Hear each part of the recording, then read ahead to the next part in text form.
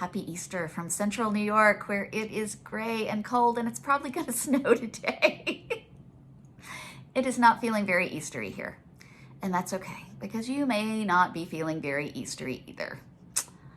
Quite frankly, Easter's going to be a hard sell this year.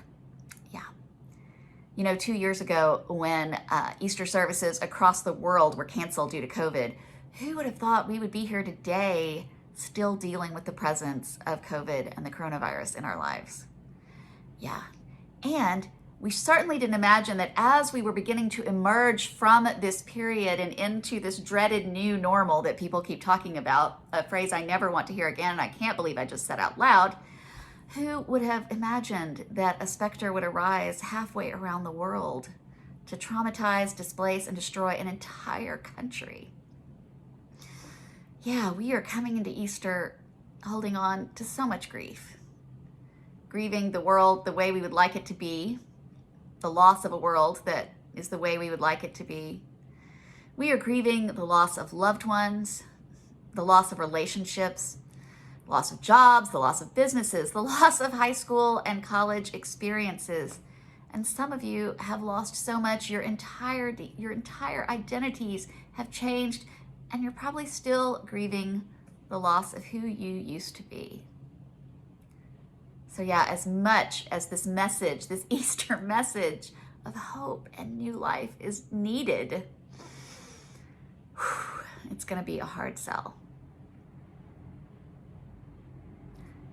But the women who showed up at the tomb that day, and it is women in all 4 of the gospel readings of the resurrection, who discover this about Jesus first.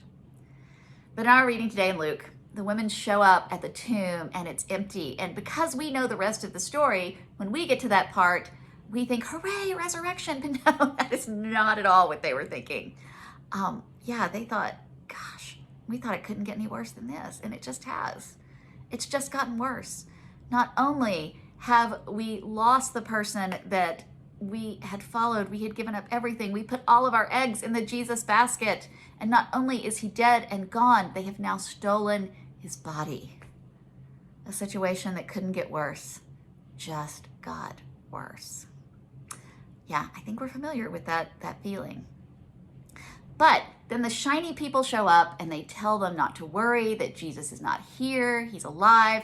And to their credit, to the women's credit, as confusing and as chaotic and as befuddling as this whole situation must be for them, they did remember. They remembered that Jesus said something about this. He said that this was going to happen. And Jesus said a lot of stuff. He talked in these metaphors and he answered questions with questions and told parables. And so sometimes the stuff he said didn't make a lot of sense and they had discounted it at the time. But now it was making a lot of sense. And if Jesus wasn't dead, then it wasn't over. If Jesus wasn't dead, then the impossible had happened. If God could conquer death, then so many things that seem impossible, they may actually be possible. When life feels overwhelming and we cannot see a way forward, when we cannot imagine a way out of where we are into a better place, God can indeed make a way. It may not be the way we envisioned. It may not even be the way we thought we wanted, but God can always make a way. I mean, Jesus wasn't even what his followers thought they wanted. They were waiting on a Messiah to rescue them from Roman oppression. They were waiting on a Messiah to conquer the Romans, to conquer their enemies. And if we're being honest, that's kind of who we'd like the Messiah to be too. A Messiah to come and save us, rescue us from our enemies, because, we like to believe that God hates all the same people we do. Wouldn't that be great? A Messiah who comes to rescue us from all that is wrong, from all that is bad and evil in the world. What we'd really like is the Holy Trinity to be like something out of the Spider-Verse, just 3 slightly different versions of the same superhero come to save the day. But Jesus didn't come to conquer empires. Jesus didn't come to conquer enemies.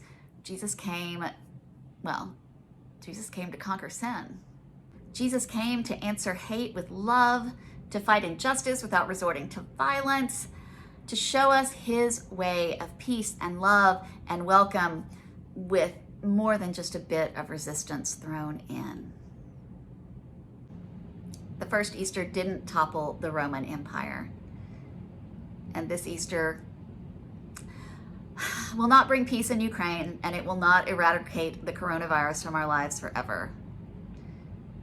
Easter doesn't fix anything, but it changes everything. It changes us. It changes who we are. We are a forgiven people, y'all. And I know we have a hard time believing that, and we shouldn't at all. One of the first things Jesus says when he is on the cross is, "Father, forgive them, for they know not what they do." Now, how arrogant are you to think that there is anything that you could do or have done that is so bad that it is worse than literally nailing Jesus to the cross, that you are not worthy of pardon? When we think that way, when we think that we can't possibly be forgiven, we are, and this is one of my favorite new phrases, we are overinflating. We have an overinflated sense of our own unworthiness. If we think that there is something that we have done that is so bad that Jesus cannot give us, whew, you either have a really overinflated sense of your own unworthiness or a very diminished view of Jesus' capacity to offer grace and love. No longer are we people trying to get into God's good graces. We are people who already have that grace, and we can live in grateful response to that. And that changes everything, y'all. Even those of you who have bought into that years ago, Easter is your reminder, it is your affirmation, it is your confirmation that this is true. And people who know that they are loved so that they are free to go out and love others, that's the kind of stuff that changes the world, y'all. Yeah, the fact that it's Easter, the fact that it is gray, icky Easter where I am, the fact that it is Easter doesn't fix anything. It doesn't mean that your student loans are going to be paid, or that your job will be secure, or that your children will all grow up to be above average. It doesn't fix everything in your life, but it changes everything. Easter changes what is possible. Easter means that what is possible is far greater than our present situation allows us to imagine. I'll just say that again. Easter means that what is possible is far greater than what our present situation allows us to imagine. Jesus didn't stay dead, y'all. Jesus is alive. Christ has risen. That means the impossible is now somehow possible. It means that ways are made, that God can make a way when we can't imagine, a way forward, a way out, a way to a better place. So on the days when life looks gray-skied and is grief-filled and there is an overall grim outlook, Easter means that there is far more possible than our present situation allows us to see. That God can make a way far beyond what our little minds can imagine. Easter changes everything. Easter changes what is possible. Easter changes us. And even on this Easter morning, when the good news of hope and renewal and new life are a hard sell, that is good news indeed.